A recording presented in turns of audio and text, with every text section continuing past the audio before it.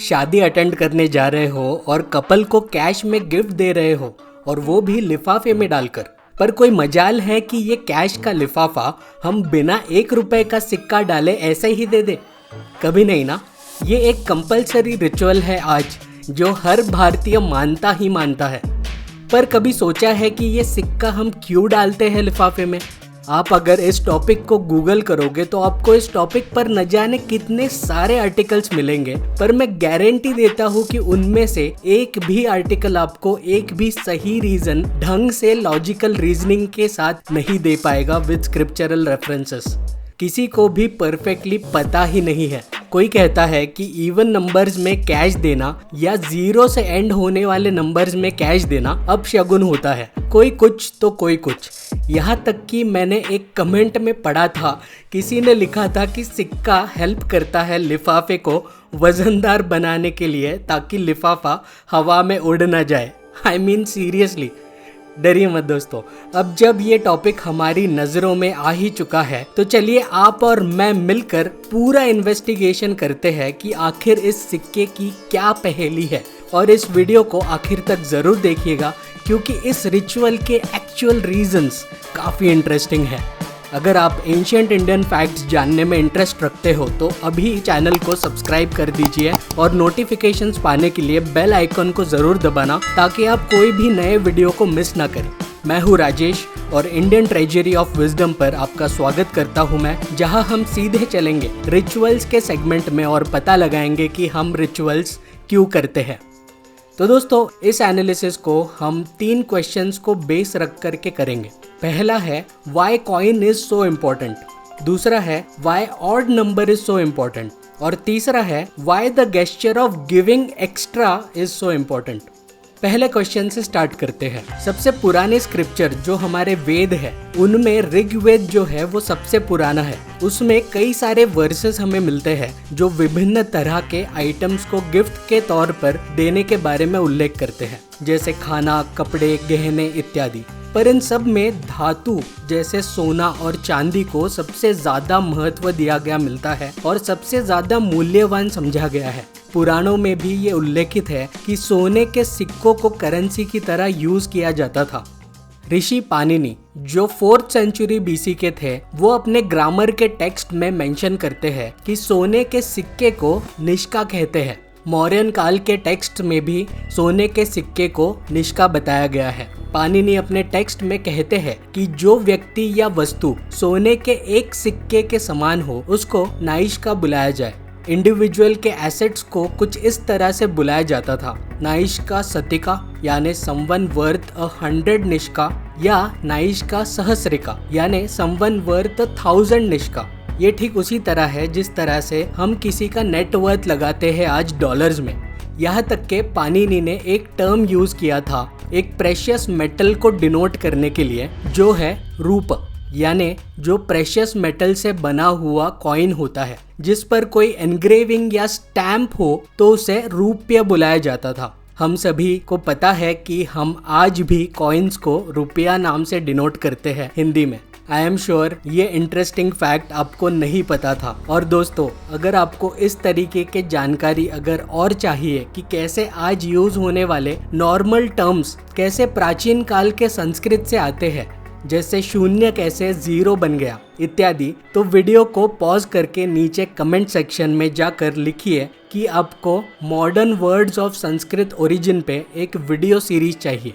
अब दोस्तों, पुरानी कहानियों में भी कई कैरेक्टर्स को सोना और चांदी के सिक्के लोगों में बांटते हुए दर्शाया गया मिलता है, ताकि लोगों की दरिद्रता कम हो। ब्रिटिश के पहले के जितने किंगडम्स थे, हमको एक पूरी लिस्ट मिलती है जिनमें राजा महाराजाओं के चेहरे अंकित सोने के सिक्के करेंसी की तरह यूज होने का प्रमाण दिखता है। और यही ब्रिटिश काल में भी चलता रहा जब तक ब्रिटिशर्स ने पेपर करेंसी इंडिया में शुरू नहीं किया।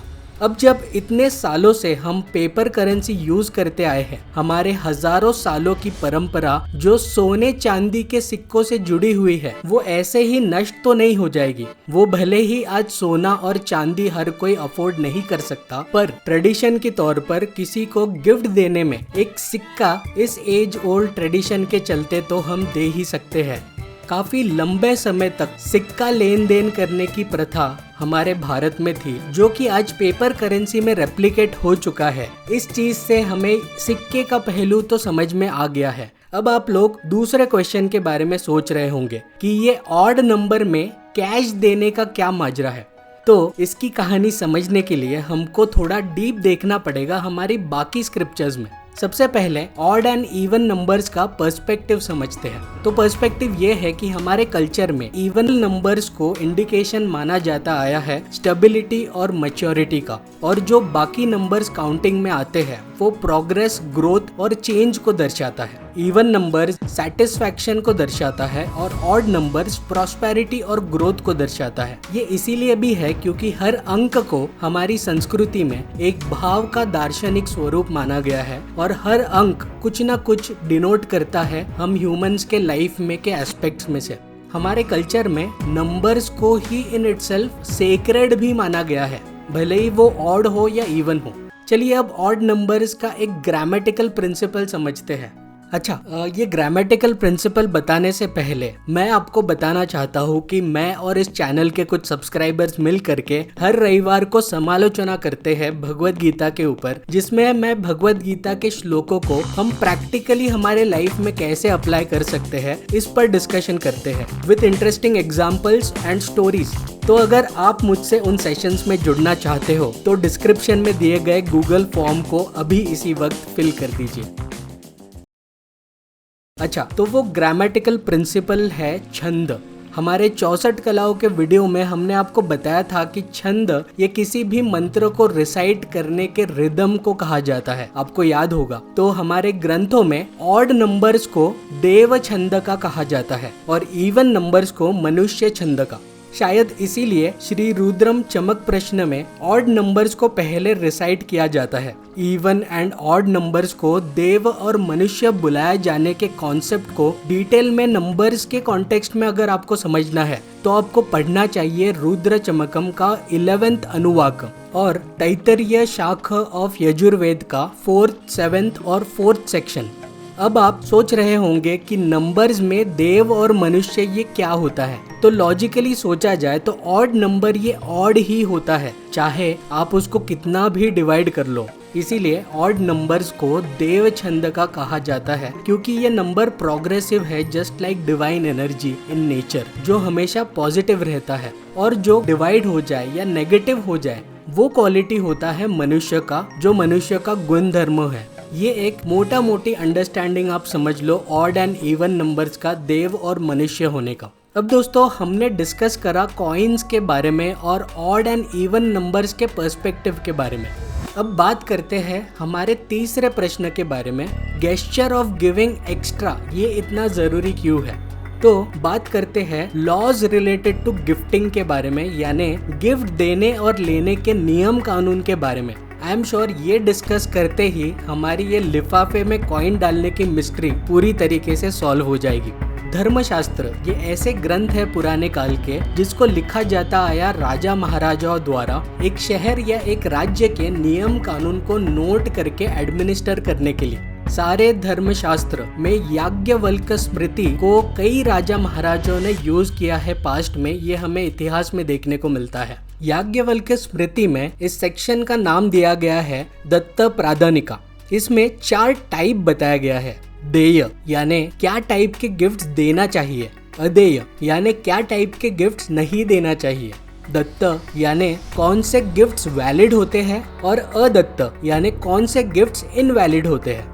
इसके अंदर एक प्रोविजन में लिखा मिलता है कि एक व्यक्ति को ऐसा गिफ्ट किसी को नहीं देना चाहिए जो उसे उसकी खुद की फैमिली को मेंटेन करने के लिए अभी जरूरी है। इसका मतलब है कि उसकी फैमिली के मेंटेनेंस करने के बाद जो एक्स्ट्रा उससे बन पाएगा, जो उसके पास सरप्लस रहेगा, सिर्फ उसी गिफ्ट को वैलिड समझा जाएगा। और ऐसा नहीं है कि ये सिर्फ एक धर्मशास्त्र में मिलता है, सेम चीज मनुस्मृति टेक्स्ट में भी लिखा हुआ मिलता है दत्तस्यानपा कर्म इस सेक्शन में गिफ्ट देने के बारे में।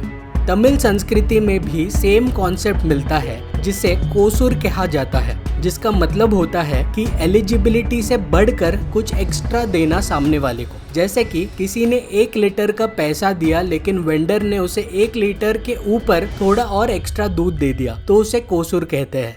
तो दोस्तों सेम केस एक्स्ट्रा 1 रुपए उस लिफाफे में ऐड करने के ऊपर लागू होता है।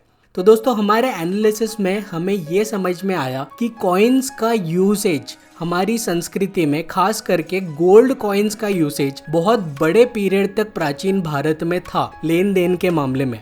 गोल्ड जो हम भारतीय मानते हैं ये लक्ष्मी का भी स्वरूप है, तो धातु जो के बहुत मूल्यवान होता है, जो धरती से निकलता है, वो हमारे ट्रेडिशंस के हिसाब से एक कॉइन के स्वरूप में सामने वाले को देना शुभ माना जाता है। दूसरी बात कि ऑड नंबर्स को डिवाइन माना जाता है और उसकी सिंबोलॉजी को डिवाइन प्रिंसिपल्स के साथ हमारे पूर्वज जोड़ते आए हैं। इसीलिए भी ऑड नंबर्स में कैश गिफ्ट करना हम आज प्रेफर करते हैं, जो कि ग्रोथ और प्रॉस्पेरिटी का भी सिंबल होता है, जिसको हमने पहले डिस्कस किया। और आखिर में हमने देखा कि कैसे ये एक नियम हुआ करता था कि जो भी एक्स्ट्रा हमारे पास होता है देने के लिए, सिर्फ वही हम गिफ्ट करते हैं। तो 1 रुपए एक्स्ट्रा के तौर पर हम सामने वाले को हमारी प्रॉस्पेरिटी के तौर पर दर्शाते हुए और सामने वाले की ओर एक उदारता दर्शाते हुए हम ऐड करते हैं लिफाफे में, एक दूसरे के केयर को दिखाते हुए। है ना ये कितना अमेजिंग रिचुअल। अब सबसे ज़्यादा अमेजिंग बात ये भी है कि इस रिचुअल के पीछे कितने सारे अलग अलग प्रिंसिपल्स और एंगल्स जुड़े हैं इस रिचुअल को बनाने के लिए, जिस तरीके से ये रिचुअल आज हमारे सामने है। बस अफसोस ये है कि हम हमारी संस्कृति को, हमारे इतिहास को ठीक से जानते नहीं है, इसीलिए ऐसे रिचुअल्स हमारे सामने होते हुए भी हम उनका महत्व समझ नहीं पाते हैं। भारत ये बहुत ही उन्नत देश था और लिफाफे में सिक्का डालकर किसी को गिफ्ट करना इस बात की निशानी है कि हम सोने के सिक्के प्राचीन काल में उदारता से हमारी फैमिली मेंटेनेंस के ऊपर एक्स्ट्रा देते थे लोगों को भेंट के स्वरूप में, जो आज के डेट में लिफाफे में कन्वर्ट हो चुका है। एंड जो कि इस कॉइन लिफाफे में डालने की इस रिचुअल की ये इम्पोर्टेंट इंटरेस्टिंग नॉलेज अब आपको मिल गई है इस वीडियो के जरिए, तो इस वीडियो को शेयर करके मैक्सिमम भारतीयों तक इस जानकारी को जरूर पहुंचाइए। दोस्तों अगर आप इस चैनल के कंटेंट को पसंद करते हो और वीडियो टॉपिक्स के रिसर्च में मदद करना चाहते हो, तो इस चैनल को फाइनेंशियली सपोर्ट करने के बारे में ज़रूर सोचें। 1 टाइम कंट्रीब्यूट करने के लिए इस नंबर पर आप गूगल पे कर सकते हो और हमारा UPI ID है ITW@IDBI, जहां आप किसी भी मनी ट्रांसफरिंग ऐप से ट्रांसफ़र कर सकते हो। वीडियो पे नीचे कमेंट करके ज़रूर बताएं कि वीडियो आपको कैसा लगा। वीडियो को लाइक कर दें और ज़्यादा से ज़्यादा शेयर करें। और चैनल को अभी तक आपने सब्सक्राइब नहीं किया हो तो ज़रूर कर दीजिए और बेल आइकन को भी दबा दीजिए ताकि आपको रेगुलर अपडेट्स मिलते रहे। थैंक यू दोस्तों फॉर वॉचिंग एंड जल्दी मिलते हैं अगले वीडियो में।